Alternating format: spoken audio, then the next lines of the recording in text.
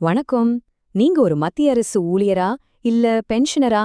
அப்போ உங்க ஃபினான்ஷியல் ஃபியூச்சர்ல பெரிய பெரிய மாற்றங்கள் வரப்போகுது. சம்பளம், பிஎஃப், பென்ஷன்னு 3 முக்கியமான அப்டேட்ஸ் வர இருக்கு. அது என்ன, உங்களை எப்படி பாதிக்க போகுதுன்னு வாங்க விரிவா பார்க்கலாம். இந்த மாற்றங்களுக்கெல்லாம் நீங்க தயாரா இருக்கீங்களா? இந்த கேள்விக்கு பதில் தெரிஞ்சுக்கிறதுக்கு வரப்போற இந்த 3 முக்கியமான அப்டேட்ஸையும் நாம கொஞ்சம் ஆழமா புரிஞ்சுக்கணும். வாங்க முதல் மாற்றத்திலிருந்து ஆரம்பிக்கலாம். So first and most important change என்னன்னா, பல வருஷமா எல்லாரும் ஆவலா எதிர்பார்த்துட்டு இருக்கிற 8வது ஊதிய குழு. இது உங்க மாச சம்பளத்தை எப்படி மாத்த போகுதுன்னு பாப்போம். இந்த மாற்றங்கள் எல்லாம் எப்போ நடக்கும்? இதோ பாருங்க டைம்லைன். 2025 ஜான்வரியில இந்த கமிஷன் அதிகாரப்பூர்வமா அறிவிக்கப்படும். அதுக்கப்புறம் கிட்டத்தட்ட 1 வருஷத்துக்கு மேல ஆலோசனைகள் நடக்கும்.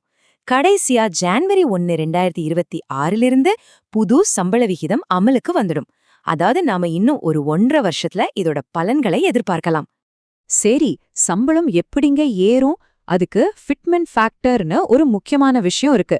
சிம்பிளா சொல்லணும்னா, இது ஒரு மேஜிக் பெருக்கல் நம்பர் மாதிரி வச்சுக்கோங்களேன். உங்க இப்போதைய அடிப்படை சம்பளத்தை இந்த நம்பரால பெருக்குனா உங்க புது அதிகமான சம்பளம் என்னன்னு தெரிஞ்சிடும். அதனால இந்த ஃபிட்மென்ட் ஃபேக்டரோட மதிப்பு தான் ரொம்ப ரொம்ப முக்கியம். இதோட உண்மையான இம்பாக்ட் எப்படி இருக்கும்னு பார்க்கலாமா? இங்க பாருங்க.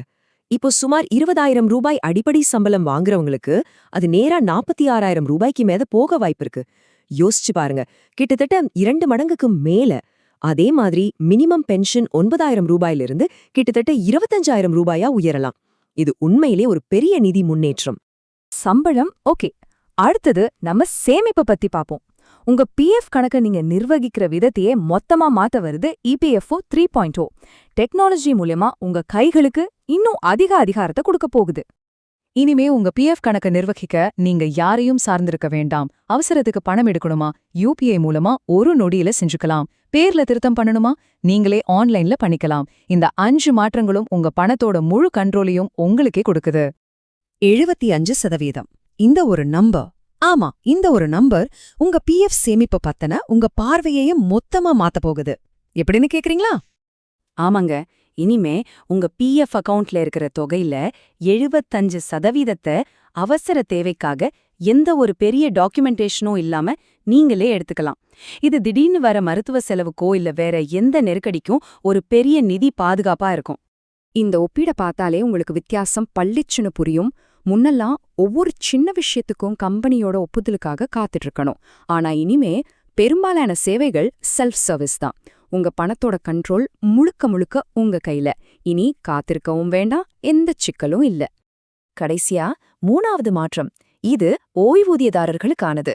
பல வருஷமா இருந்த ஒரு அநீதிக்கு உச்ச நீதிமன்றம் ஒரு வரலாற்று தீர்ப்பு மூலமா முற்றுப்புள்ளி வச்சிருக்கு. இது பென்ஷன்ல சமத்துவத்தை பத்தின ஒரு முக்கியமான தீர்ப்பு. இந்த தீர்ப்போட மொத்த சாராம்சமே இந்த ஒரு வரியில தான் இருக்கு. வேலை செய்யறவங்களா ஒரு மாதிரியும் ரிட்டையர் ஆனவங்கள ஒரு மாதிரியும் நடத்துறது சட்டப்படி தப்பு. சமத்துவங்கிறது எல்லாருக்கும் பொதுமானதுன்னு கோர்ட் ரொம்ப தெளிவா அடிச்சு சொல்லிருக்கு. இங்க டிஏ டிஆர்னு 2 வார்த்தை இருக்கு, குழப்பிக்காதீங்க. டிஏனா அகவிலைப்படி, அதாவது டியர்னஸ் அலவன்ஸ். டிஆர்னா அகவிலை நிவாரணம், அதாவது டியர்னஸ் ரிலீஃப். பேரு தான் வேற வேற, ஆனா ரெண்டோட வேலையும் ஒண்ணுதான். விலைவாசி ஏறுறத, அதாவது பணவீக்கத்தை சமாளிக்க உதவுறது. இந்த அநீதி எங்க ஆரம்பிச்சது தெரியுமா? இந்த சார்ட்ட பாருங்க. 2021ல வேலையில இருக்கிறவங்களுக்கு டிஏ 14% ஏத்திருக்காங்க. ஆனா ரிட்டையர் ஆனவங்களுக்கு டிஆர் வெறும் 11% தான். ஒரே விலைவாசி தான் எல்லாருக்கும். அப்புறம் ஏன் அந்த வித்தியாசம்? இந்த கேள்விதான் கோர்ட்டுக்கு போச்சு. அதனால உச்சநீதிமன்றத்தோட தீர்ப்பு ரொம்பவே தெளிவா இருந்துச்சு. விலைவாசிய சமாளிக்கிறது தான் ரெண்டோட நோக்கமும்னா, அப்போ உயர்வின் சதவீதமும் சமமா தான் இருக்கணும். இனி டிஏ எவ்ளோ ஏறுதோ அதே அளவு டிஆரும் ஏறும். இது உண்மையாவே ஓய்வூதியதாரர்களின் உரிமைகளுக்கு கிடைச்ச ஒரு பெரிய வெற்றி. சரி, இவ்ளோ விஷயங்கள் பார்த்தோம்.